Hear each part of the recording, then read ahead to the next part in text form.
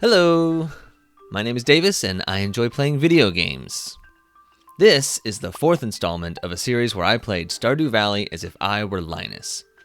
If you've not seen the first three videos, I've linked them up in the corner for your convenience. At least I think I have. I have to record this before I do the linking, so I'm just hoping future Davis will be able to figure it out. If you have seen those videos and just need a refresher, or you're too cool to start a series at the beginning, allow me to give you a synopsis of what has happened so far. I'm Linus. It's like 20 years before the player who inherits the farm arrives in Pelican Town, and I've taken it upon myself to fix up the community center before they arrive and kick me off their property.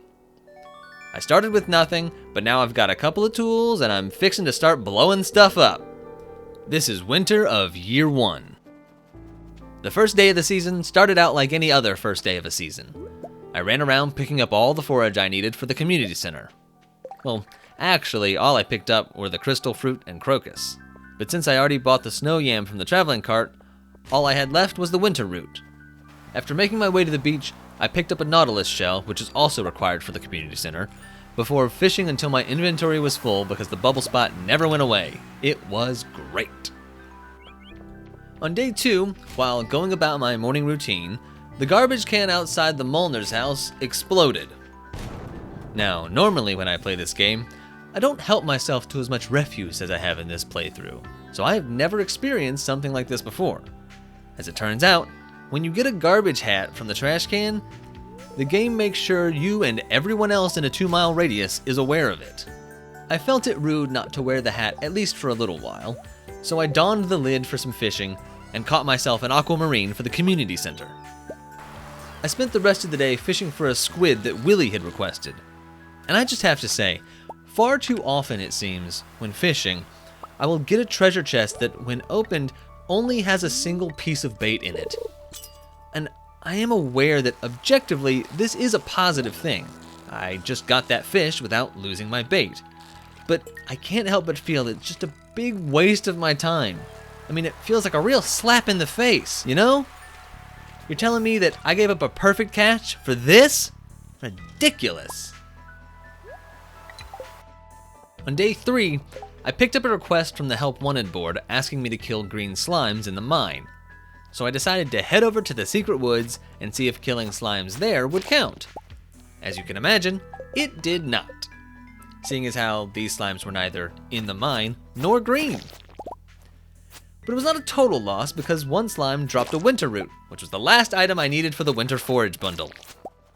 While I was there, I decided to see if it was possible to catch a wood skip in the winter, and it turns out it is. I also discovered that I had exactly the 99 stone I needed to finish up the construction bundle, so I made a trip over to the community center to donate that along with my winter forage. And in doing so, I completed my second room, the crafts room, for which I would gain access to the quarry up by the mines. Plus, I got some winter seeds, which reminded me that I can actually make tea saplings with any of the seasonal wild seeds, not just spring, which meant I had so much money to be made. And then while the Junimos repaired the bridge, I earned my first combat level. Excited to go check out the new quarry and try my luck in getting the scythe, I made my way into the mountains and past the mines, only to find that so many rocks had spawned into the quarry that there was no open path into the quarry mine. So I guess that will have to wait as well. But since I was flush with tea sapling money, I went to Robbins to investigate the feasibility of buying the stone I would need to make staircases rather than waiting for jade to produce. That was until 20 for a single stone. Oh my, it takes, I believe, 99 to make a staircase? Is that right? Can I even make staircases? I can't even make staircases. Are you kidding me? I have to buy staircases. I don't know the recipe for staircases. I thought that was one of the defaults. Oh, that's so sad. Oh my gosh. Who do you get that from? Is that from leveling up? Please don't tell me that's from leveling up mining. That's from leveling up mining, isn't it? Okay. Alright. Yeah, so that's not gonna work either. To kill some time, I accepted a request from Maru to catch a midnight carp, because that seemed pretty easy. But I could not have been more wrong. Well, the midnight carp wasn't the issue. It was all the other fish I hooked bullying me that was driving me mad. For example, this one.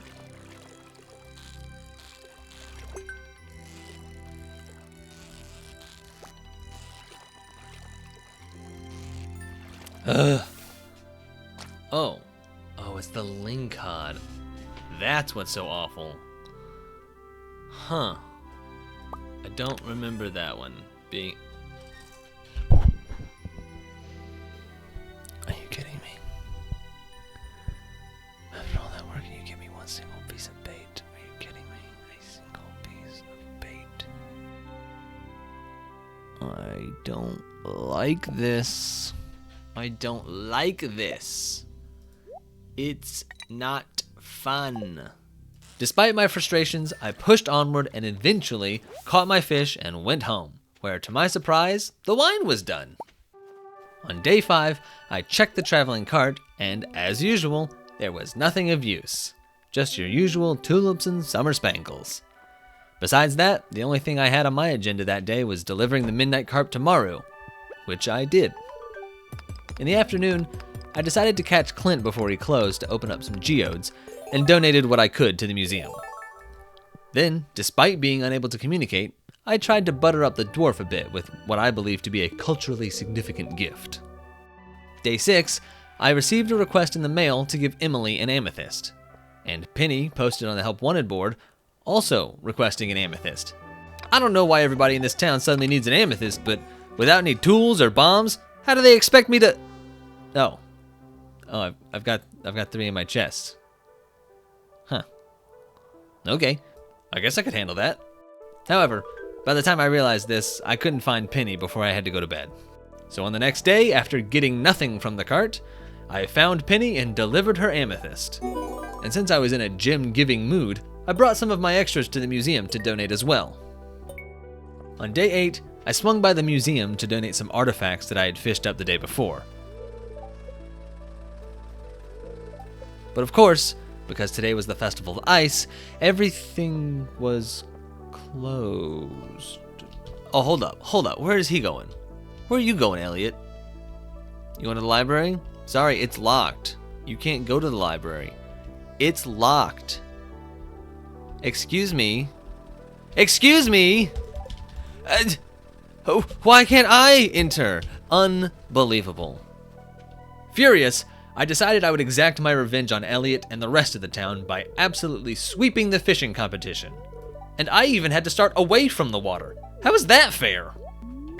Also, just a side note, I caught almost nothing but sunfish and smallmouth bass, both of which are not available in winter. Not to mention that the fishing for this festival doesn't take place on an existing body of water. Where are any of these fish coming from? I never realized how bizarre this festival was. Regardless, I mopped the ice with Elliot, so I suspect he'll think twice before flaunting his exclusive access to public amenities again. The next day, I took a trip to the secret woods, and while killing some slimes, discovered that the blue slimes have a potential to drop jade, which would really expedite the process of collecting stairs for the mines. So I incorporated some morning slime slaying into my routine. Then I was off to fish for more treasure chests. Later that evening, I decided to start smelting gold bars for the next axe upgrade, because why not? And lo and behold, when I went to bed that night, I found that my foraging skill had reached level 9. This was an important achievement because it meant that I learned the recipe for crafting cookout kits, which made me realize that I wouldn't have to upgrade the farmhouse in order to be able to cook the maki roll and fried egg for the community center. This was going to be a huge time saver. On day 10, my slime fighting produced another jade, which was exciting. Then I took my axe to Clint's for upgrading, and on the way, I grabbed a request for seaweed from Pierre. But it was Wednesday, so I'd have to give him that tomorrow. The rest of the day was spent fishing, as usual, but I wasn't having very good luck on chest contents. Not much happened on day 11 either. Just spent my day participating in the 3 F's of life. Fighting, fishing, and foraging. I did take a break to deliver the seaweed I had promised Pierre, though. Despite there being nothing for me in the cart, day 12 was a bit more exciting because, for one, my axe was ready, and two, when I went to fight the blue slimes, one dropped a dwarf scroll too. I immediately donated it to the museum, which meant I was a quarter of the way to getting bombs from the dwarf. Then I picked up my axe from Clint's before fishing for the rest of the day. I spent all of day 13 fishing, which was difficult because the bubble spot I found was in freshwater, which meant I would have to contend with the ling cod. But it was ultimately a good day as I got 2 pieces of jade in a treasure chest. The next day was a cart day, but there was nothing for me, so I went to fight slimes. While they didn't drop any scrolls or jade, I still need to donate 99 slimes to the community center, and I've started to get close, so it was still a net positive. Then, on my morning dumpster dive, as I dug through the Joja Mart trash can, I was startled by the discovery of a second garbage hat. To calm my nerves, I spent the rest of the day fishing, catching myself 3 more jade, and I wrapped up the day by leveling up my combat skill. Day 15 was the start of the night market, so I would have 3 additional opportunities to check the traveling cart each night at the pier. But as the name implies, I couldn't actually access the shop until night, so to kill some time, I did what I do every day.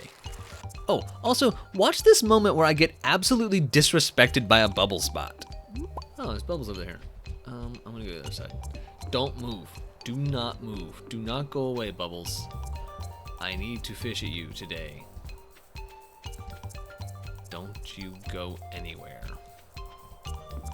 Stay right there. Don't. Good. Yes. Good. Stay there. Stay. You suck. I cannot believe that just happened. I don't think I could be any clearer. Then don't leave. And it just left as I arrived. It waited until I got into position and then said, bye. One of the nice things about the night market is that in addition to extra opportunities to visit the traveling merchant, from which I got a mega bomb this time, you can also buy crop seeds from each season. And since I was confident I would be able to farm by the time spring rolled around, I went ahead and bought one of each of the seeds I would need for the spring crops bundle and a huge batch of parsnip seeds for the quality crops bundle. Then, on the following 2 nights, did the same thing for summer and fall respectively. And because I forgot that the quality crops bundle only requires 3 of the 4 items, yes, I got melons, corn, and pumpkins. The last day of the night market also happened to be the wizard's birthday, so that morning, I also gave him a super cucumber, which brought our friendship level to 9 hearts. Lastly, on my way home, I stopped by the saloon and bought the recipe for maki roll from Gus so I would be able to cook it when the time came to donate it to the community center. The next morning, I was notified that my secret friend for the Feast of the Winter Star was Alex. Isn't Alex kind of annoying to get gifts for? Yeah. Kinda. He only loves 2 things.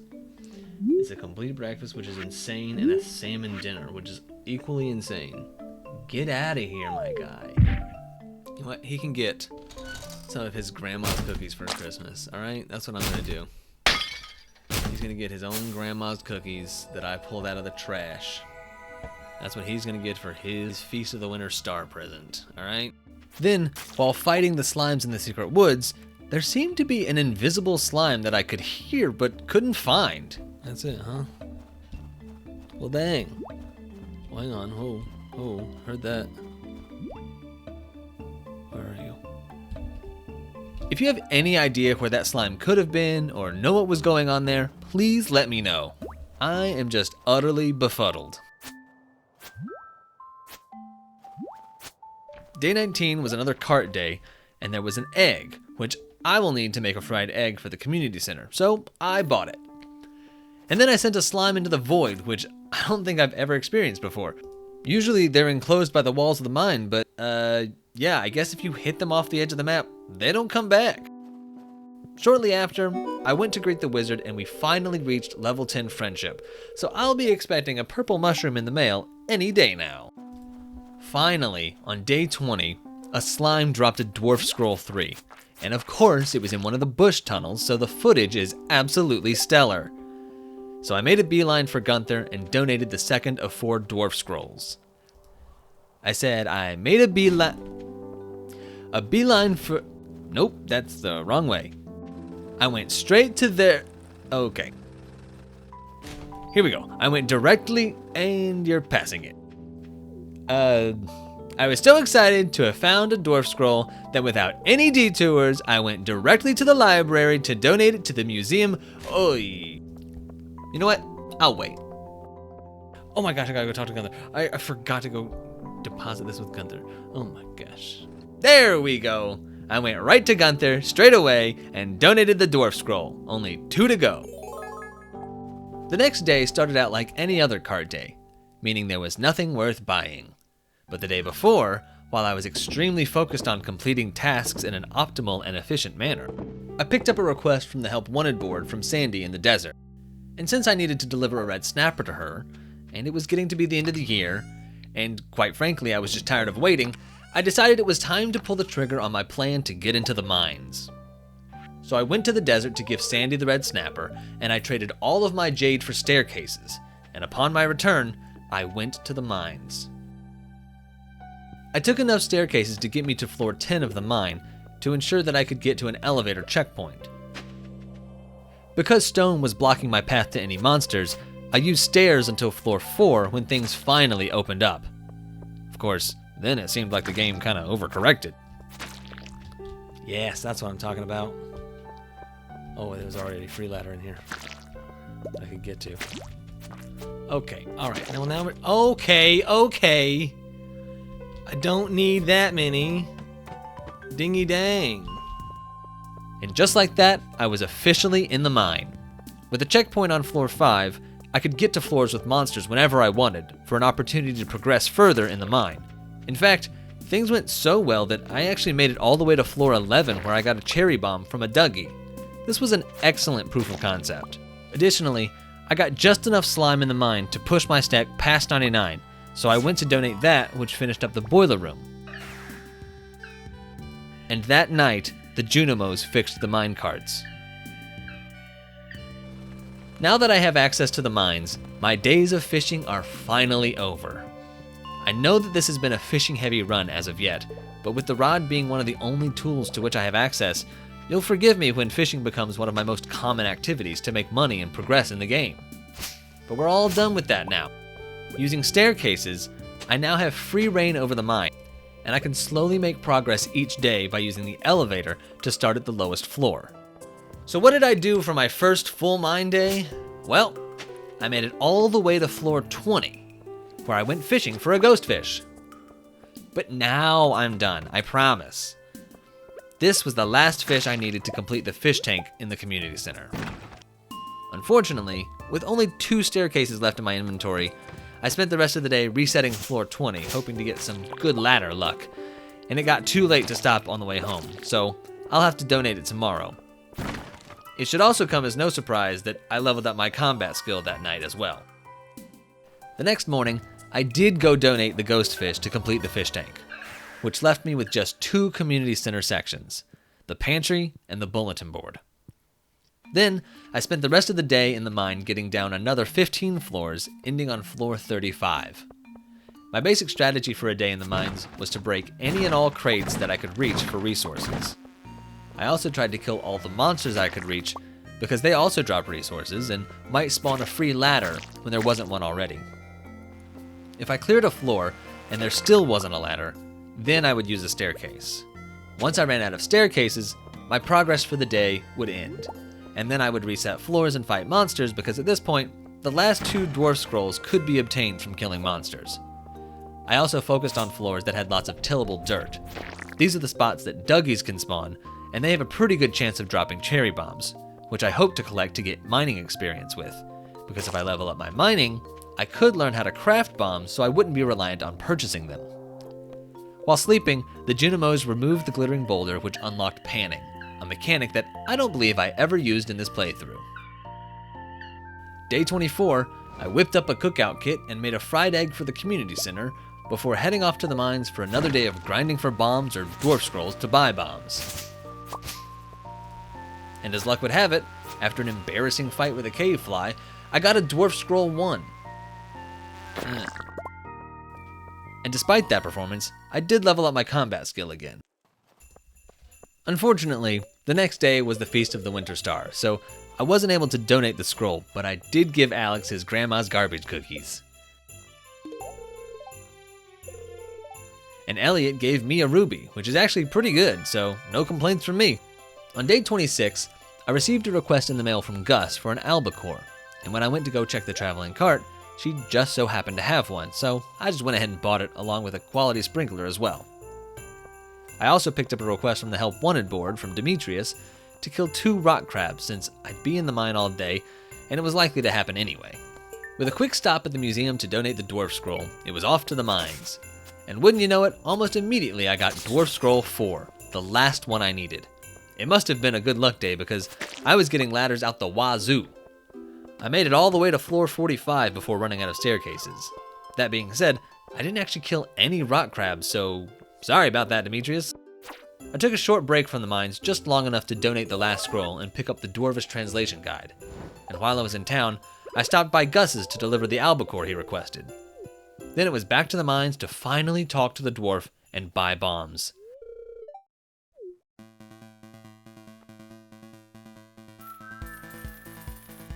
The time had come. We were mining now.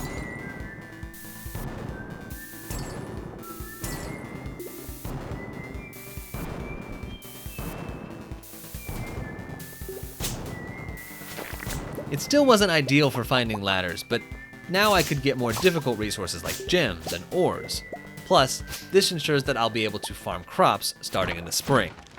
On day 27, I started to evaluate my progress on the community center now that I would be able to grow all the crops in the coming year. And there were still a couple animal products that I thought I might have to get some farm buildings for, namely the truffle, duck feather, and rabbit's foot. I wanted to leave the farm as untouched as I could, so I decided to work my way all the way down to the bottom of the mines and unlock Skull Caverns where I could get a rabbit's foot, and keep checking the traveling cart and just hope a truffle and duck feather showed up. With that in mind, I did my best to progress further in the mines, and since I was out of staircases for the time being, bombs would have to suffice. Which actually ended up being a good thing since it got me my first mining level.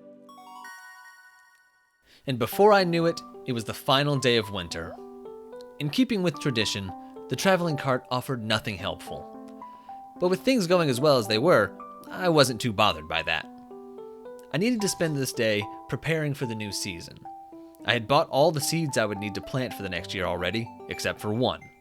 Somehow, I had forgotten to get red cabbage seeds, so I had to fork over 500 G to go out to the desert and pick some up from Sandy's shop.